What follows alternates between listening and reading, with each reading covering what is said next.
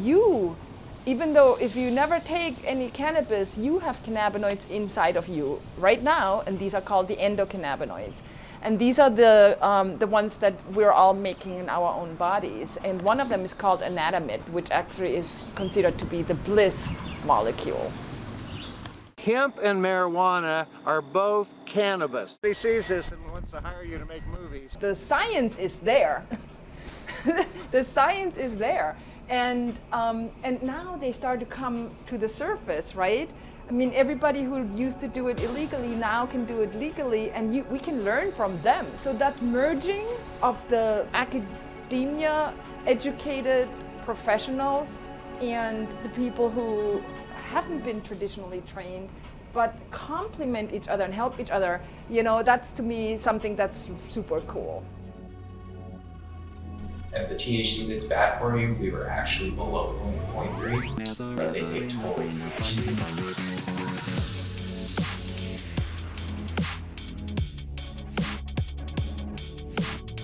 Hemp is grown throughout the Midwest now.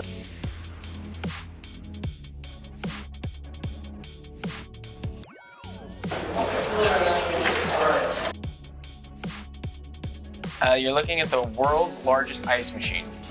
Through our extraction process, we run at about 0 degrees Celsius.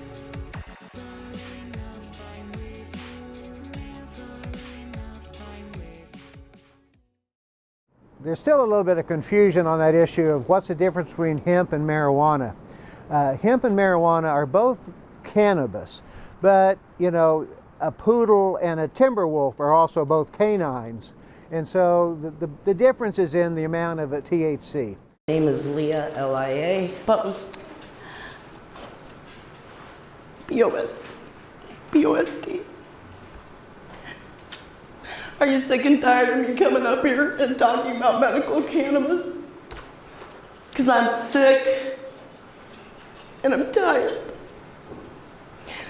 Tired of seeing my friends suffer. 7 years. I do this because I was a victim of the polypharmaceutical approach to pain management during the opioid epidemic. Let me make it clear, I don't want anybody else to go through what I went through. As I sat on my bed last night trying to scratch together some tangible thoughts on a bill which doesn't even recognize me or so many other patients suffering in this state, I remember my personal interaction with Senator Droney on the subject of medical cannabis. He told me he was tired of the long hairs and the tattoos hiding behind children with medical seizures. And I certainly jumped up and showed him I got short hair and I have tattoos. But I'm very proud of the fact that I use medical cannabis instead of 15 prescription drugs that were once prescribed to me while dealing with my disabling illness when it was misdiagnosed.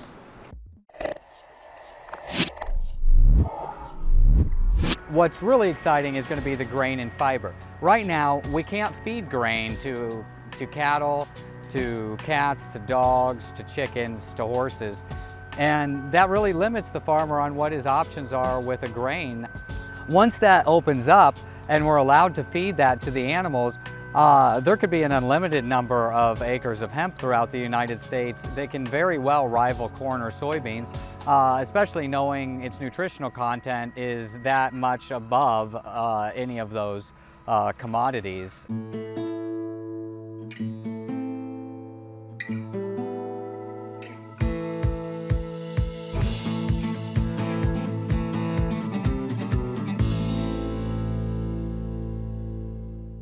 My doctor suggested I try CBD. After saying I really should just move to a legal state, not an option. I'm clearly not going to be able to live on my own. Where in the heck am I supposed to go? You know, so I said, that's not an option. What else do we got? He goes, well, try CBD. I didn't know how much and knew nothing about CBN, CBG, and all these new stuff. And I really just had to play on my own to figure out what's working. And she just doubled my dose. And then I got busy and joined the Nebraskans for Medical Marijuana, really because I wanted to learn. I needed to learn about this stuff. And then I thought, gosh, there's a plant that's cheaper that grows in ditches that you could actually use to not only make medicine, but make paper towels and clothing and, you know, could be a cash crop for farmers. Why is this not growing here right now? I need the full spectrum, highly concentrated plant. I need to be able to dose it in different methods than orally. Yes. I cannot always take it orally. It won't work. Yeah. I So if need you to be get that able to- inhaler, It'll absorb through here and bypass my entire gut. Yes. Goes right into the bloodstream. And that's what I need when I'm vomiting. So why is that wrong? But that's what they're saying. it is not wrong. It's not, but I need somebody from the state level to explain that, please. Yes. When they're going on TV and saying that everything we're fighting for is wrong. I fought last year. He flew me around to get signatures. I'm not going to make it this year. This is it. My disease journey has been a disaster. I have been through probably 15 different types of chemos. I mean, so what damages what? And at this point, who cares? All I want is to spend every minute I can with that man, with my children and my grandkids. And I don't care what's on my chart for diagnosis. Just quit making me cry. Yeah. And give you some relief. Let me sleep at night. Half the nights I'm not sleeping at all. My watch will even say, no sleep recorded. We're happy when I sleep 10 hours. Yeah. I know, I'm very proud of where I'm at in my journey. Like, I don't want to go backwards, so. Leah, what is ditchweed? What is ditchweed? Yeah. Well, I'm pretty sure it's what grew up in the ditches of my Kansas farming community my whole entire life. And I think ditchweed's a plant.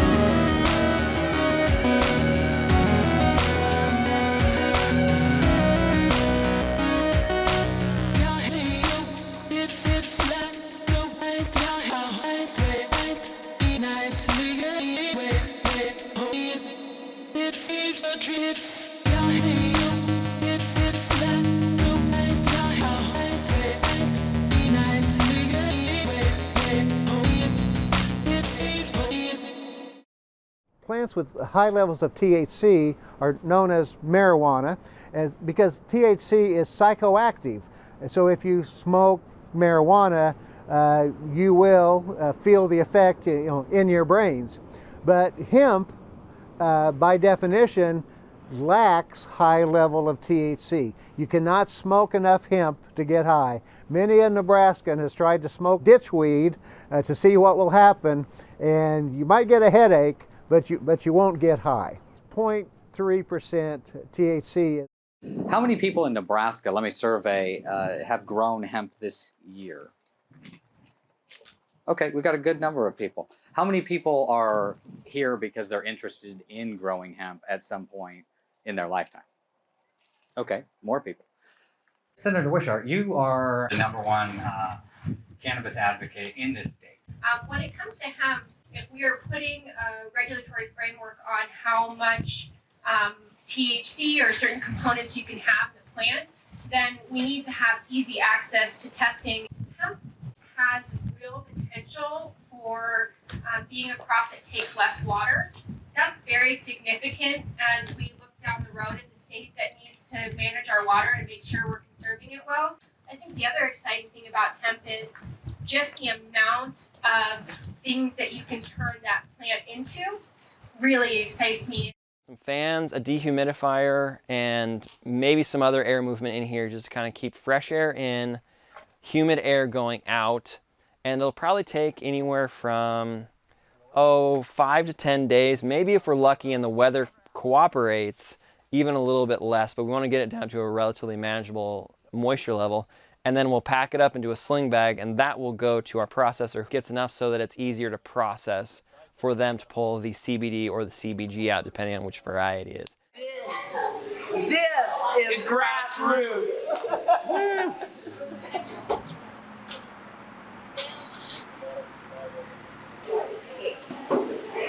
I'm talking about right now.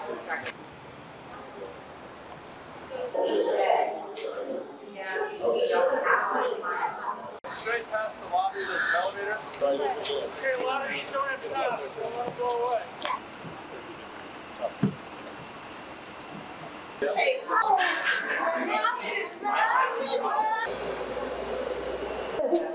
Of course we will.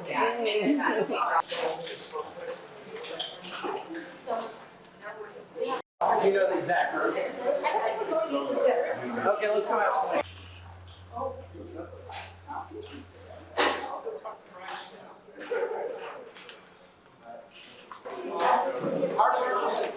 When people talk about people rising up and having their voice heard and being a part of our democracy, that's what all of this is here today. Right. Each single person that signed this has a story, and many of those people told us those stories. They told us personal things about themselves or a loved one and how important this was to them. And so the fact that we can sit here today and confidently say that we have the raw number of signatures necessary to qualify is one, historical, and two, it's incredible. This is truly a movement. And that means that I know a lot of people are second guessing themselves, just thinking like, are we gonna make it? What does my life look like after this? But I want you to all just take a moment to just understand that like, this is the first time that a signature drive has come across the finish line and been able to turn in signatures on a grassroots level in the history of Nebraska. All right. Yeah.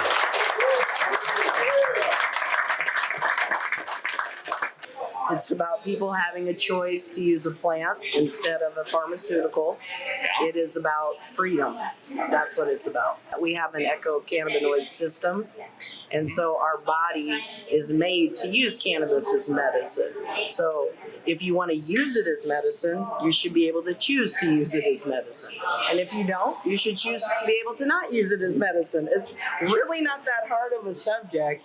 There's just been so much misinformation, and we just got to destigmatize the whole thing. So education, advocacy. I've preached it for years. It's what we have to do.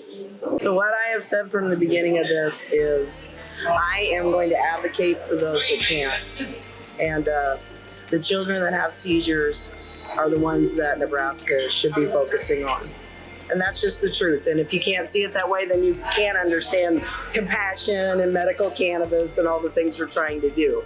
But for those that can understand us, this is about patients' rights. And that's all it's about. And I can't wait to not be a criminal. Same to you. Fist bump. Love you. Love you.